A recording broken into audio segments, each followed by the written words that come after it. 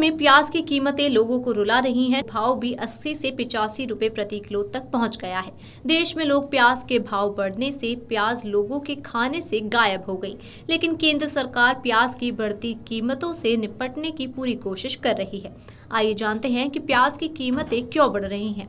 राजधानी दिल्ली में भी प्याज के दाम फिर रुलाने लगे हैं। पिछले कुछ दिनों में कई बड़े शहरों में प्याज की कीमतें काफी बढ़ गई हैं, जिससे ग्राहक परेशान हैं। बाजारों में प्याज की कीमत 40 से 60 रुपए प्रति किलोग्राम से बढ़कर 70 से 80 रुपए प्रति किलोग्राम हो गई है। कुछ शहरों में तो प्याज की कीमतें दोगुनी हो गई हैं। प्याज की आसमान छूती कीमतों ने आम आदमी को परेशान करके रख दिया है। देश के ज्यादातर लोग बाजार से प्याज खरीदना भूल गए हैं। खुदरा बाजार में प्याज की बढ़ती कीमतों पर सरकार ने बड़ा प्रहार करने की योजना तैयार की है और अब वह अपने भंडार में रखे प्याज को बाजार में उतारेगी।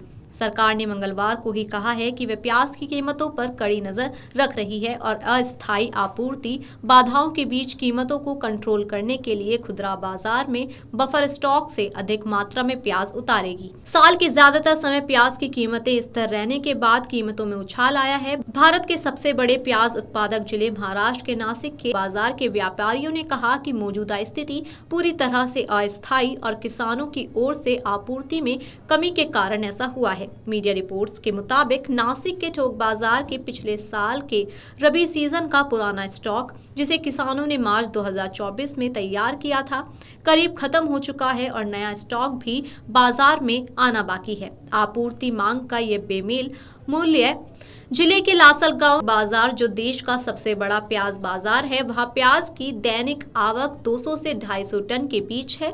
पिछले साल यह आंकड़ा करीब 1000 टन था। प्याज की कीमतों में बेतहाशा तेजी के बीच सरकार ने कहा कि वह दरों को स्थिर करने के लिए खुदरा बाजार में बफर स्टॉक से और ज्यादा प्याज बेचेगी। सरकारी आंकड़ों के अनुसार दिल्ली में प्याज की खुदरा कीमत 37 रुपए प्रति किलो है। देश में औसत खुदरा कीमत 58 रुपए प्रति किलो है। अधिकारियों के अनुसार त्योहारों के मौसम और मंडियों के बंद होने के कारण पिछले 2-3 दिनों में कुछ बाजारों में प्याज की आपूर्ति में अस्थायी बाधा आई है।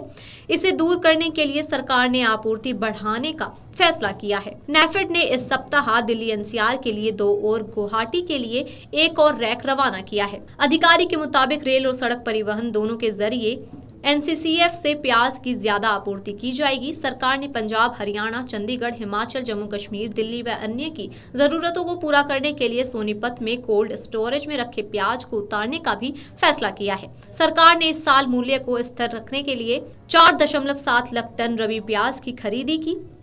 इसकी बिक्री 5 सितंबर को 35 रुपए प्रति किलो पर खुदरा बिक्री के साथ साथ देश भर की प्रमुख मंडियों में बिक्री के माध्यम से शुरू हुई।